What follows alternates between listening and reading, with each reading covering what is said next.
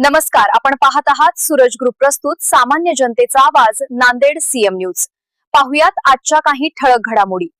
नमस्कार, आपण पाहतात सूरज ग्रुप प्रस्तुत सामान्य जनतेचा आवाज नांदेड सीएम न्यूज। आज आपण नांदेड परिसरातील जिल्हाधिकारी कार्यालय या ठिकाणी आहोत। बहुजन समाज पार्टीच्या वतीने या ठिकाणी आज जिल्हाधिकारी कार्यालय येथे निवेदन देण्यात आलेलं आहे। नेमकं काय आहे हे आपण या ठिकाणी चर्चा करू। दादा, काय सांगणार? बहुजन समाज पार्टीच्या वतीने नांदेड जिल्ह्यात आज मुख्यमंत्र्याला कलेक्टर मार्फत निवेदन देण्यात आलेलं आहे। या नांदेड जिल्ह्यामध्ये पंजाबचे माजी मुख्यमंत्री सुखविंदर सिंग बादल इथे दर्शनासाठी आलेले होते व त्यांचा प्रमुख उद्देश असा होता की 1956चा जो गुरुद्वारा बोर्डासाठी जो ऍक्ट आहे, त्यांच्या संरक्षणाचा जो ऍक्ट आहे, गुरुद्वारा बोर्डाच्या ज्या कामकाज चालतात त्या ऍक्टमध्ये हस्तक्षेप म्हणून इथल्या सरकारनं जो मानस इथं घडवून आणलेला आहे त्याच्यामध्ये संशोधन जे लावलेलं आहे आणि सरकारचा हस्तक्षेप इथं मोठ्या प्रमाणात करण्याचा जो उद्देश आहे, हा उद्देश त्यांच्या लक्षात आल्यावर इथल्या लोकांना जागृत करण्यासाठी गुरुद्वारा बोर्डाला भेट देण्यासाठी ते आलेले होते आणि मोठा विरोध त्यांनी इथं दर्शवलेला आहे। हे करत असताना या नांदेड जिल्ह्यामध्ये एका माजी मुख्यमंत्री असलेल्या माणसावर जर हल्ला होत असेल तर इथली जनता काही सुरक्षित, सर्वसामान्य जनता काही सुरक्षित नाही असं आपल्याला बघायला मिळतं। त्याचबरोबर सुश्री बहनकुमारी मायावतीजींनी या सगळ्या गोष्टीची अतिशय निंदा केलेली आहे आणि निषेध केलेला आहे। त्यांनी सांगितलं की जर अशा पद्धतीने अल्पसंख्याकांवर जर अन्याय होत असेल तर बहुजन समाज पार्टी कधीही सहन करणार नाही। आम्ही याचा निषेध करतो, विरोध करतो।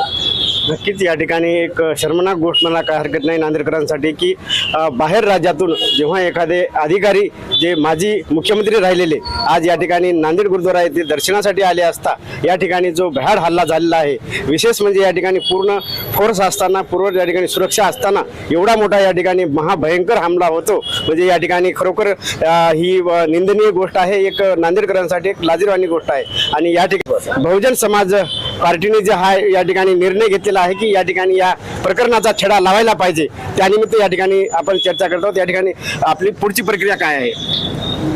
या ठिकाणी आम्ही कलेक्टरला निवेदन दिलेलं आहे आणि याच्या पाठीमागचे जे कोणी सूत्रधार आहेत, हे काय हल्ला अचानक झालेला नाही, याला कुठेतरी विचार करून कट कारस्थान रचून हा हल्ला झालेला आहे आणि एका माजी मुख्यमंत्र्यावर, एवढ्या VIP पर्सनवर आणि पूर्ण सुरक्षतेमध्ये इथले SP असतील, IG असतील, कलेक्टर असतील, हे सगळेजण याच्याबरोबर जिम्मेदार आहेत आणि या महाराष्ट्राचं प्रशासन आणि शासन सुद्धा याला जिम्मेदार आहे असं आमचं म्हणणं आहे। आणि देवेंद्र फडणवीसला आमचं सांगणं आहे की बाबा तुम्हाला 1956चा ऍक्ट कुठेतरी बाजूला करून संशोधन करून गुरुद्वाऱ्यामध्ये सुद्धा तुम्हाला हस्तक्षेप करायचा आहे। काय राम मंदिरासारखं ज्या पद्धतीनं तुम्ही त्या तिजोरीवर ज्या लूट केली त्या पद्धतीनं काय गुरुद्वाऱ्याच्या तिजोरीवर पण तुमची नजर आहे का? कारण या गुरुद्वाऱ्याचे हे जे आमचे शीख बांधव आहेत, हे सेवा करण्यामध्ये त्यांचं पूर्ण आजपर्यंत आयुष्य गेलेलं आहे। आम्ही कधी कोरोना काळ बघितला किंवा अनेक आम्ही आपल्या देशावर आलेले संकट बघितलेत, तर आमचा शीख समुदाय हा नेहमी अग्रेसर असतो, पुढे असतो।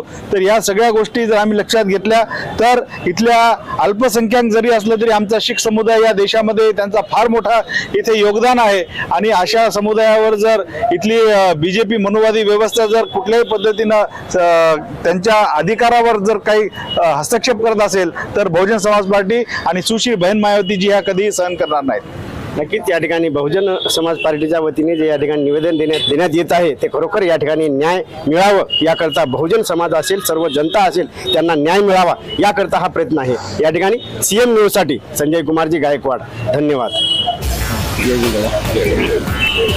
सिरा का होईना निवेदन पाठवा।